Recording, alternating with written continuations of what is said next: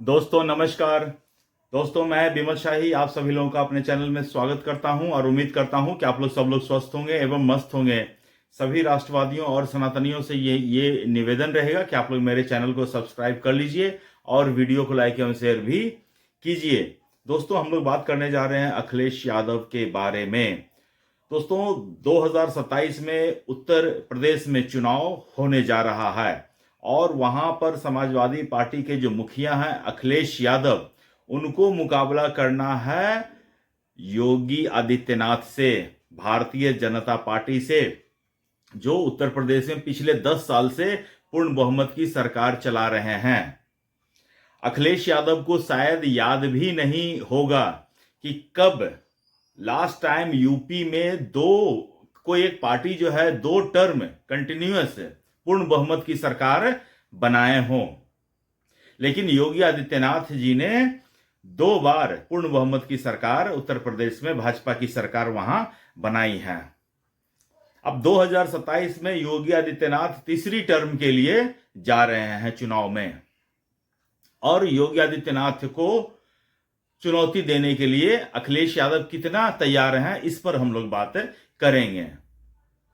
अब अखिलेश यादव योगी आदित्यनाथ से मुकाबला करने के लिए कितना तैयार हैं, ये आपको इस बात से समझना पड़ेगा कि मैंने अपने पिछले वीडियो में अखिलेश यादव को अपने पार्टी का पप्पू कहा था। भारत में हर एक पार्टी का अपना अपना पप्पू है। कांग्रेस पार्टी के पास ओरिजिनल वाला है राहुल गांधी, आरजेडी के पास तेजस्वी यादव है, समाजवादी पार्टी के पास अखिलेश यादव हैं। तो हर एक पार्टी के पास अपना अपना पप्पू है। तो अखिलेश यादव जो हैं वो एक बहुत बड़ा चाल चलते हुए 2027 का जो चुनावी रणनीति बनाने के लिए मशहूर रणनीतिकार प्रशांत किशोर को अपनी पार्टी की जिम्मेदारी दे दी है कि आईपैक जो प्रशांत किशोर की पार्टी का कंपनी है, जो इलेक्शन स्ट्रेटजिस्ट का काम देखती है और करती है, उसको उन्होंने अपना 2027 का पूरा टेंडर दे दिया, ठेका दे दिया है कि अब आप ही मुझे चुनाव जितवा दो। आईपैक जो है बहुत सारे स्टेट में अलग अलग पॉलिटिकल पार्टीज का काम देखती हैं। जैसे कि अभी 2026 में पश्चिम बंगाल में चुनाव होने जा रहा है, तो आईपैक जो है ममता बनर्जी का काम देख रहे हैं। इससे पहले 2024 नहीं 2025 में दिल्ली में विधानसभा चुनाव था, तो आईपैक जो है अरविंद केजरीवाल का काम देख रहे थे। और mother of all election Bihar election, जहां पर स्वयं main political strategist Prashant Kishor अपनी पार्टी जन सुराज के साथ चुनाव लड़ रहे थे, वहां पर स्वयं जन सुराज के जो हैं संस्थापक प्रशांत किशोर पूरा चुनाव का देखरेख कर रहे थे। लेकिन अखिलेश यादव को मैं इसलिए पप्पू कहता हूं कि उन्हें भी सत्ता पाने की चाहत जो है, जितनी राहुल गांधी को है, जितना तेजस्वी यादव को है, अखिलेश यादव को भी उतने ही चाहत है कि हमको यूपी का बागडोर मिल जाए। यूपी की सत्ता को वो हथियाना चाहते हैं। लेकिन हथियाने के लिए कुछ अपने जो पूर्व में काम किए हैं उनको बताना भी तो पड़ेगा ना, कि हाँ हमने पूर्व में ऐसा काम किया है और ये काम योगी आदित्यनाथ कर नहीं पाए हैं, तो हमको फिर से मौका दीजिए। सिर्फ अगर इलेक्शन स्ट्रेटजिस्ट अपॉइंट कर देने से अगर चुनाव जीता जाता, तो 2025 में अरविंद केजरीवाल का काम यही आईपैक वाले देख रहे थे। वहां अरविंद केजरीवाल हारे कि नहीं हारे। 2025 में ही बिहार विधानसभा चुनाव स्वयं प्रशांत किशोर अपनी पार्टी को लड़ रहे थे। वहां प्रशांत किशोर का खाता तक नहीं खुला। 243 सीटों में से 238 सीटों पर प्रशांत किशोर ने कैंडिडेट खड़ा किए थे और 236 सीट पर जमानत जब्त हुई थी प्रशांत किशोर की। 2 सीटों पर सेकंड पोजीशन पर थे, एक भी सीट जीत नहीं पाई। कुछ इंपैक्ट बना ही नहीं पाई। लोग सिर्फ प्रशांत किशोर से सेल्फी खिंचाते रह गए हैं, प्रशांत किशोर चंदा लेते रह गए, सेकुलरिज्म की बात करते रह गए, इसको जोड़ के इतना वोट, इसको जोड़ के उतना वोट, हिसाब किताब करते रह गए, मैथमेटिक्स लगाते रह गए। लेकिन प्रशांत किशोर भूल जाते हैं कि अब जो चुनाव हो रहा है वो मैथमेटिक्स पे नहीं होता है। अब जो चुनाव होता है वो केमिकल रिएक्शन होता है। प्रशांत किशोर पता नहीं इंजीनियर है या नहीं, साइंस पढ़े हैं या नहीं, लेकिन अब चुनाव जो है अर्थमेटिक इक्वेशन नहीं रह गया है, अब वो केमिकल रिएक्शन होता है। तो प्रशांत किशोर को अपनी स्ट्रेटजी पर पहले तो फिर से फोकस करना पड़ेगा, थोड़ा सा उनको फिर से रिफाइन करना पड़ेगा।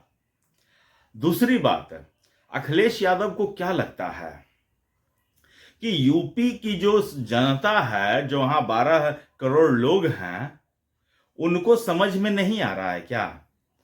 आप यूपी में यूथ से पूछ लीजिए, जो जेनजी, जो मतलब कि 2017 से लेकर अब तक 10 साल में जो बच्चे 10 साल के थे, अभी वो 20 साल के हो चुके हैं, जो अब 10 साल पहले से 10 साल की शासन को देख रहे हैं, वो उनके ऊपर कितना इंपैक्ट है योगी आदित्यनाथ का, इसका कभी उन्होंने सर्वे के लिए सोचा है क्या?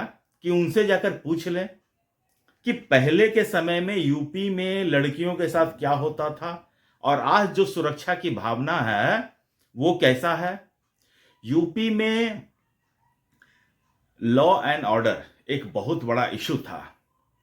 वहां के जितने बड़े बड़े माफिया थे, starting from Atiq Ahmed to Mukhtar Ansari to Azam Khan, सबको योगी आदित्यनाथ ने धीरे धीरे सबकी गर्मी शांत कर दी। कुछ तो चल बसे, कुछ अभी हैं, लेकिन गर्मी शांत होकर जेल के अंदर बाहर होते जा रहे हैं। अखिलेश यादव की जो शासन है, अभी भी लोग याद करते हैं कि किस तरह आतंकवादियों का केस हटवाने के लिए वो हाईकोर्ट चले जाते थे। हाईकोर्ट टिप्पणी करता था कि इनसे जो आप केस हटवा रहे हैं, इनसे अच्छा तो होता कि इनको आप कोई परमवीर चक्र दे देते। ऐसा हाईकोर्ट की टिप्पणी होती थी। दंगे होते थे तो अखिलेश यादव एक तरफा कार्रवाई करते थे, उल्टा जो पीड़ित होता था उसी के ऊपर केस भी करते थे। आपको क्या लगता है अखिलेश यादव कि यूपी की जनता भूल चुकी है?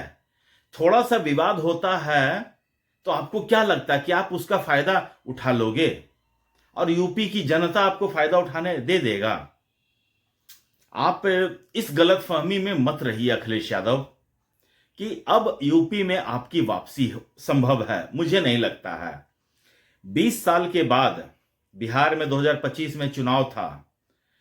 तेजस्वी यादव, राहुल गांधी, सबको लग रहा था कि हम चुनाव जीत सकते हैं, बहुत मेहनत भी किए थे, लेकिन बिहार की जनता ने बता दिया कि हम आपके साथ आ जाएंगे, सेल्फी खिंचा लेंगे, आपकी सभा में आ जाएंगे, भाषण सुनने आ जाएंगे, लेकिन वोट देने की बारी आएगी तो हम आपके कालखंड को याद करेंगे और इस कालखंड को भी याद करेंगे, और थोड़ा बहुत अगर इस कालखंड में हमें नाराजगी है तो हम उसको भूल जाएंगे और आपके कालखंड को वापसी होने नहीं देंगे। अब यूपी में पुलिस, मतलब कि पुलिस अब एक्शन लेती है। वहां के महाराज योगी आदित्यनाथ कहते हैं कि हमने पुलिस को पिस्तौल दिया है कमर में खोसने के लिए नहीं, चलाने के लिए। आपके शासन में क्या था? कुछ था जी? कुछ भी नहीं था। आप कहते रहिए कि हमने मेट्रो दिया, ये दिया, वो दिया। आज वहां के लोग मेट्रो का आनंद उठा रहे हैं। कॉरिडोर बन चुका है, भव्य राम मंदिर बन चुका है। कहां हैं आप अखिलेश जी? किस दुनिया में हैं आप? थोड़ा सा तो धरातल पे रहिए। अवधेश पासी को लेकर कब तक घूमेंगे? अवधेश पासी के हटने के बाद अयोध्या में चुनाव था ना, क्या था रिजल्ट उसका? लेकिन आपको समझाने से क्या होता है? अभी एसआईआर पे रोएंगे, अभी ममता बनर्जी कर रही ना ड्रामा, अभी आप भी ड्रामा करेंगे। और जितने जो थे ना आपके इर्द गिर्द घूमने वाले वोट बैंक, सबका नाम कटेगा। आप कहां हैं? आप देखते तो रहिए।